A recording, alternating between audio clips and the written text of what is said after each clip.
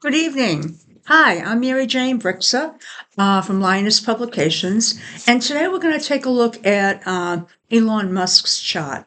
Now, we're not going to get into too much detail. We're just going to cover a little bit of his information just so we can sort of get a better idea of where he is today.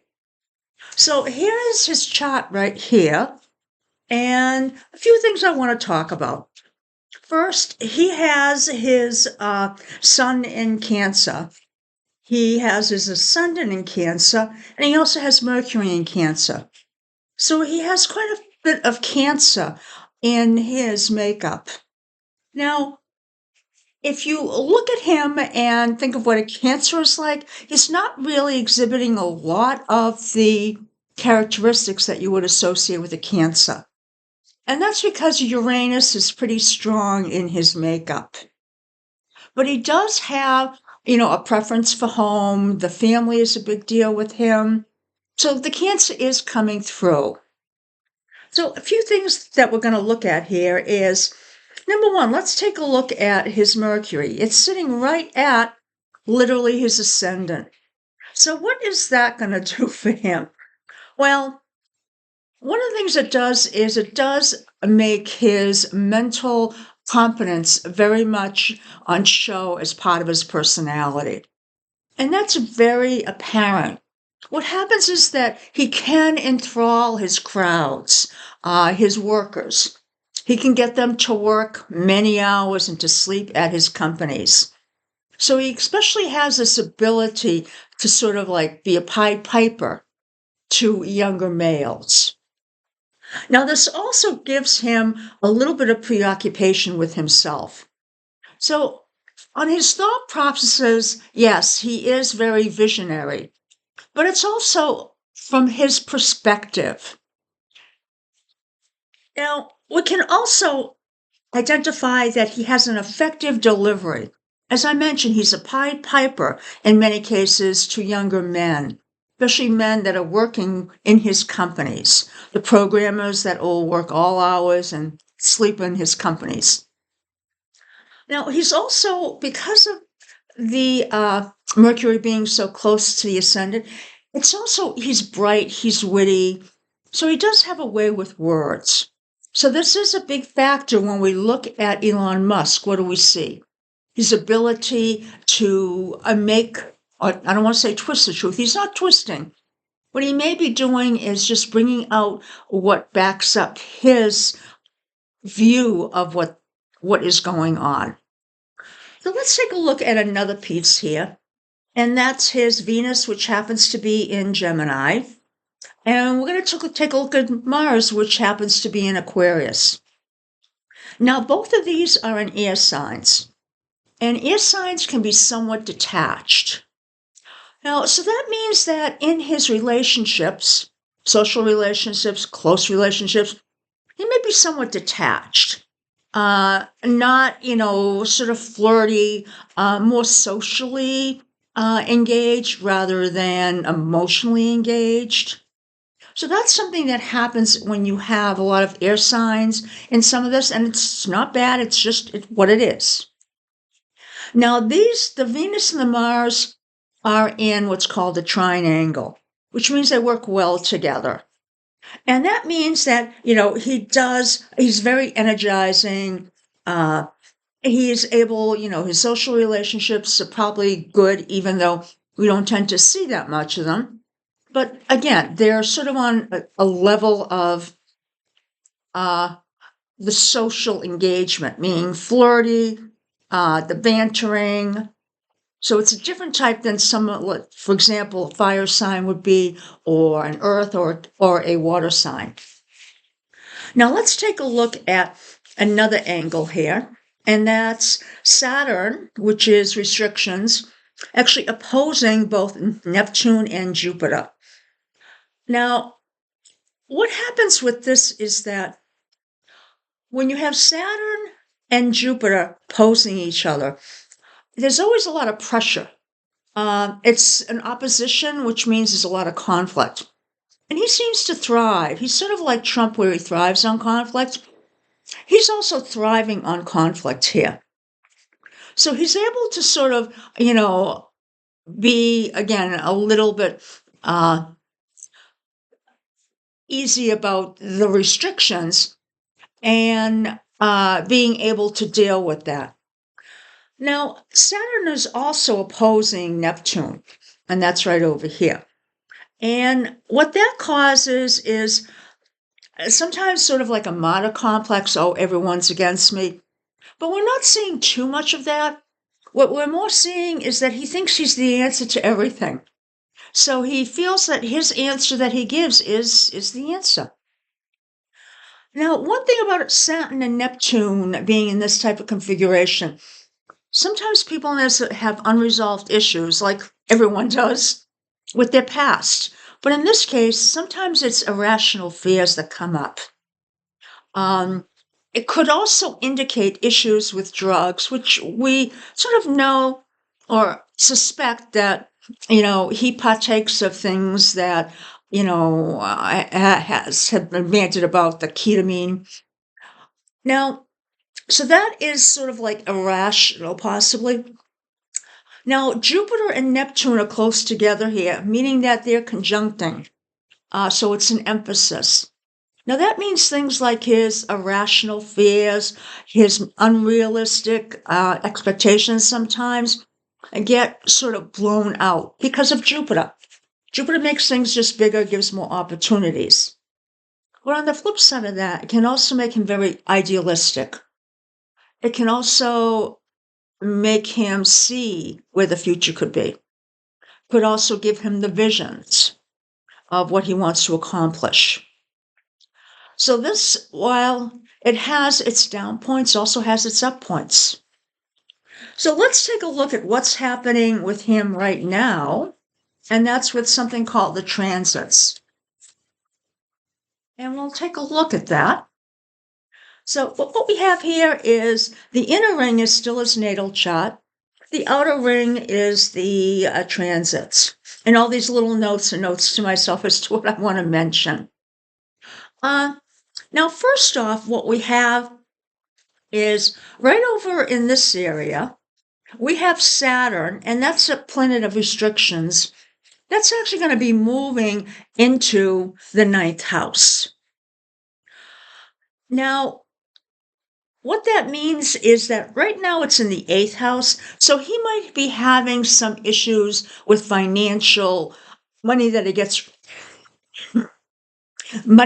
from other people. So in effect, when it moves into the 9th house, it's going to be impacting a different area. And that area would be long distance travel, would be things like legal issues, philosophy, religion. One of the things that seems to be a little, foreboding here is that, if this could impact possibly SpaceX. Now, this is going to be moving into this area around the middle of April. So we'll see what happens at that point. Now, another thing we see here is that we've got Neptune, which has just recently moved into the 9th house. So this is indicating that since it's in this 9th house, we could have some unrealistic expectations here. So it may be that SpaceX is something, or SpaceX maybe long distance travel, maybe if he has the tunnel system in California. Could also be what he's doing with the government right now, with trying to remove a lot of what he feels is extra. So this is saying, are we realistic here, or do we have a bit of unrealism falling in here? Now let's take a look at another piece right here, and that's, in effect, Uranus. Now, Uranus is one of the things that makes him be visionary in the way he thinks. So he's out of the box, and he's very relentless in pursuit. And one of the things that's happening is that Uranus is going to be moving into the 11th house. Now, the 11th house is the house of communities, can also be government because it's a big community. sort of hopes and things like that for the future. Now, it's going to be moving in relatively quickly. In fact, the middle of this month, probably this weekend, it's going to be moving in. So this is likely due to his involvement with the government. And Uranus here he's going to be a rebel. He's not going to listen to anyone. He's pretty much going to try and be a law unto himself. So he wants to flip everything upside down. I'm not saying it's good or bad. I'm just saying what I'm seeing here. Now, what we also have is that we have Pluto over here that's been in the 7th house. So that means there's a move into relations with other people, being in front of other people. Now, it's actually in a very good angle with his natal Saturn, which means that, he's really concentrating. He's really looking at, the possibilities. And he's got a lot of persistence here. So he's got the ability to just sort of stay and focus on what he wants to get done. Now, if we're looking at Saturn here, Saturn is actually making a square connection, will be, to Venus, which is in his 12th house.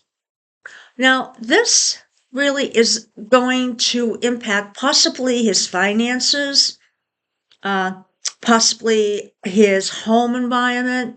Maybe he's moving, maybe he's not home. He's at the White House now. So it could be that he's actually moved into the White House and this is what this is picking up. But it's probably not a seamless energy. This is sort of an energy that's very, it breaks. It's not easy. It tends to disrupt, and it's quick, but it's not easy. Now, we also have Saturn here. We also have Neptune making a connection down to Jupiter. And in this case, they are both. And it's a good connection, meaning it's an easy one. So this is actually going to be expanding out his opportunities. And that's one of the things that's happening with him being involved in the government. He's able to use his, let's say, maybe not so transparent actions to benefit himself. So he is going to get a lot of benefit from what he's doing. Now, let's take a look at one other piece here, and that's Neptune opposing Pluto. Now, that has happened, and in effect, this is probably a little bit of manipulation, where he is maybe clouding things up and being manipulative in what is being accomplished here. Now, what's going to be happening is that coming up and around between May and July, we're going to actually have Uranus, and it's going to be moving over, so it is going to be opposing both the Jupiter and the Saturn here. So that is actually where he has been very eccentric and very visionary. Uranus is going to cause some conflicts there. So this could be maybe just trying to tackle too much, trying to do the SpaceX, the Tesla, get ahead of curve, and the AI. It may come to a breaking point. So that's going to be happening this year. So he may be gambling on getting some stuff done that just doesn't work well. Things could become confusing around that time with him. Now, another thing that is going to be happening is next year, what's going to happen is Saturn, and this is about the middle of the year, Saturn is actually going to be moving up, and it's going to be opposing Uranus here. So Uranus is right over here, and Saturn is going to be moving up to oppose that. Now, Uranus a lot of times looks like it's the space exploration. It is the unconventional. It is being able, to think out of the box. Saturn coming up and opposing that means that it's going to limit that. So again, this might be coming back to maybe his cars, the Tesla, SpaceX, I think of, could affect a lot of his companies, could affect him. So it's some type of break. It could also indicate that maybe his involvement with the government sort of starts to cease at that time, which I believe Dodge was supposed to be in effect for about a year, till next year. And that would be showing that. And that would also mean that his ability to get money for his companies would also decrease.